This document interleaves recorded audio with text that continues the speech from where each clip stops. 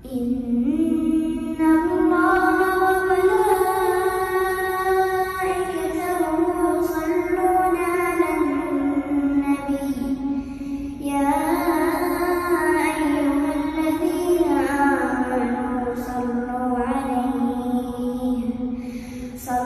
عليه وسلموا تسليما.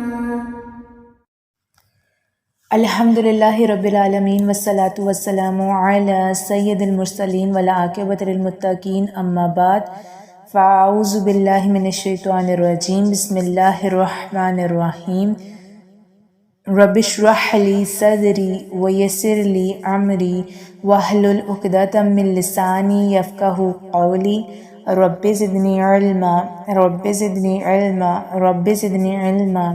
السلام علیکم ورحمۃ اللہ وبرکاتہ. آج کی ہماری حدیث ہے، نبی صلی اللہ علیہ وآلہ وسلم نے فرمایا، تم میں سب سے بہتر وہ ہے جو قرآن مجید سیکھے اور اسے سکھائے. اس حدیث میں قرآن مجید کو سیکھنے اور سکھانے والے کی فضیلت بیان کی گئی ہے. بتایا گیا ہے کہ وہ سب سے بہترین شخص ہے. قرآن مجید ہمیشہ زندہ رہنے والا، سب کے گھروں میں محفوظ ہے اور حافظ قرآن کے سینوں میں نبی صلی اللہ علیہ وآلہ وسلم کا معجزہ موجود ہے.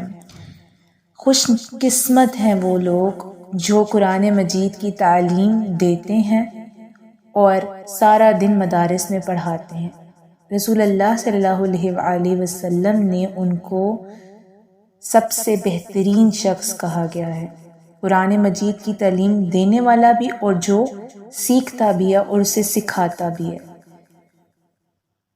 اسی لیے ہمیں چاہیے کہ جو ہمارے اساتذہ اکرام ہیں ہم ان کی عزت کریں اور احترام اور اہتمام سے قرآن مجید کو پڑھیں. سبحانک اللہم و بحمدک اشہد ان لا الہ الا انت استغفرک و اتوب الیک. بسم اللہ الرحمن الرحیم.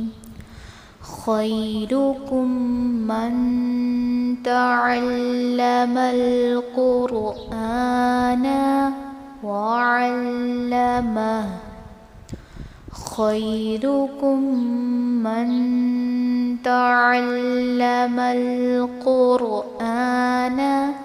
وعلمہ.